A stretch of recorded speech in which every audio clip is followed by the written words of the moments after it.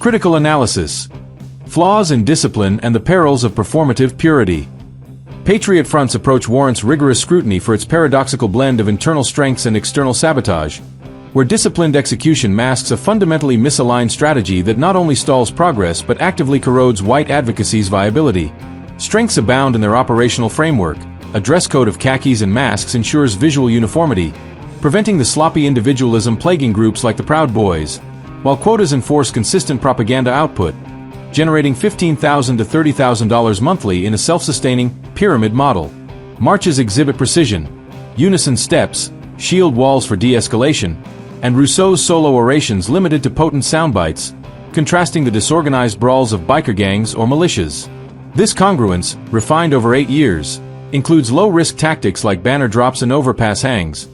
As in April 2025 Washington City, Utah, avoiding the violent overreach that felled the base.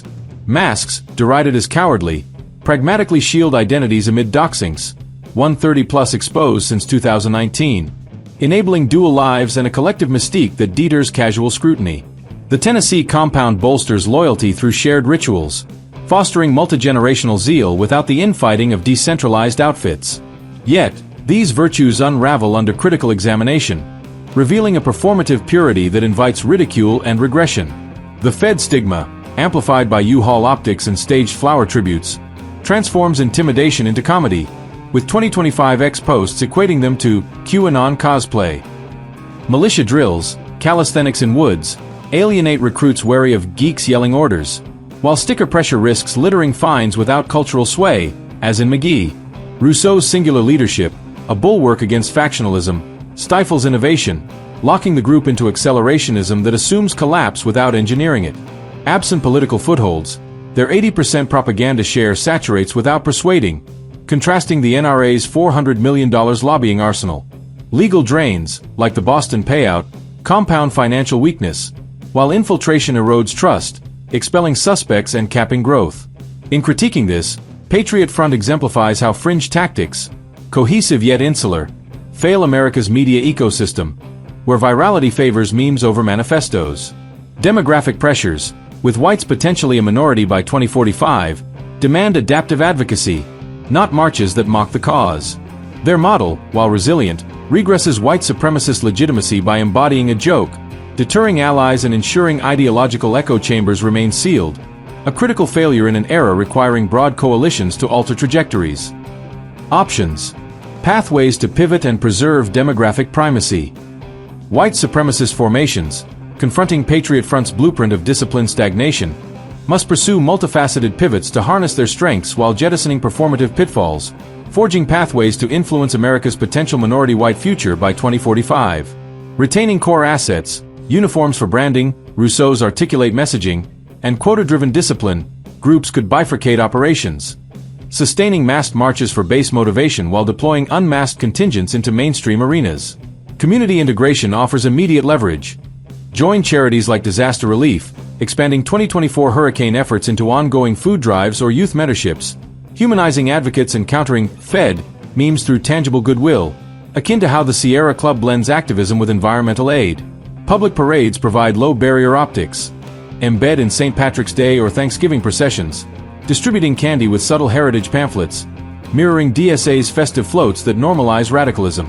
Masks optional here, Rousseau unmasked as MC, others blending in, to foster approachability, generating positive virality absent in flash demos. Political immersion demands priority. Infiltrate local Republican or independent parties, attending city council and county board meetings to advocate cultural preservation bills, such as heritage education mandates or immigration caps, building consensus through testimony rather than chance. Propose ethnostate-adjacent legislation incrementally, white advocacy funds or monument protections, to test waters, leveraging Rousseau's oratory for hearings. Electoral runs amplify reach, field candidates for school boards or mayoral races, campaigning on family values and border security to tap Trump-era voters, with unmasked profiles emphasizing normalcy over paramilitarism. Ditch U-Haul theatrics for voter drives. Quotas shifting from stickers to door-knocking. For scalability, form packs pooling $15,000 to $30,000 monthly into ad buys, align with far-right influencers sans overt extremism. The Tennessee compound repurposes as a policy think tank, hosting seminars on demographic strategies. Challenges persist. FBI scrutiny and doxings demand encrypted comms, while base resistance to moderation requires parallel tracks. Yet, emulating AfD's 15% German gains through entryism, these options empower white advocates to alter 2045 projections, transforming Patriot Front's lessons from farce to foundation for sustained primacy. Conclusion: from U-Hauls to irrelevance with masks and mockery. Patriot Front's pursuit of a white ethnostate stands as a stark exemplar of strategic miscalculation, where disciplined execution, through unified leadership, structured marches, and prolific propaganda, yields not progress but a regressive legacy that undermines white advocacy in a rapidly diversifying America. Thomas Rousseau's vision, born from the 2017 Charlottesville schism, leverages articulate messaging, khaki uniformity, and a $15,000 to $30,000 monthly budget to dominate 80% of U.S. white supremacist propaganda and stage 10 to 20 annual demonstrations. These strengths, including masks for anonymity, concise speeches for virality, and a Tennessee training compound, ensure internal cohesion unmatched by chaotic peers like the Proud Boys. Yet, these assets are squandered on performative tactics, U-Haul convoys, flower-laying stunts, and sticker campaigns that invite ridicule as cosplay feds, transforming white advocacy into a cultural jest. FBI infiltration, legal losses like the $2.75 million Boston judgment, and a stagnant 200-300 member base expose a fragility that no amount of discipline can mask. The group's impact, confined to fleeting headlines, fails to counter the projected minority white demographic shift by 2045, a trend white supremacist groups could challenge through mainstream engagement. Their accelerationist obsession, betting on collapse without political footholds, contrasts sharply with effective advocacy groups like AIPAC or even European far-right parties like AfD, which wield electoral power. Patriot Front's refusal to pivot, eschewing charity, parades, or candidacy, entrenches their irrelevance, regressing broader white supremacist goals by modeling a blueprint of futility.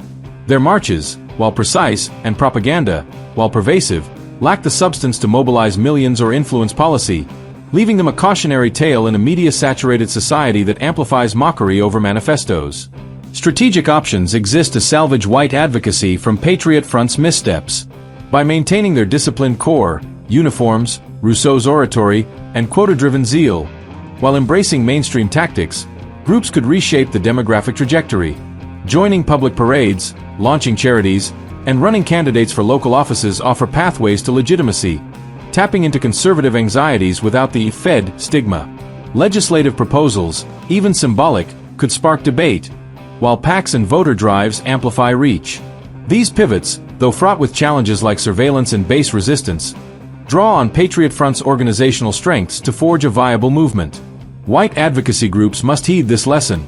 In a diversifying America, performative purity is a death knell. Only through political immersion and community integration can they hope to preserve demographic primacy, transforming Patriot Front's farce into a foundation for strategic reinvention.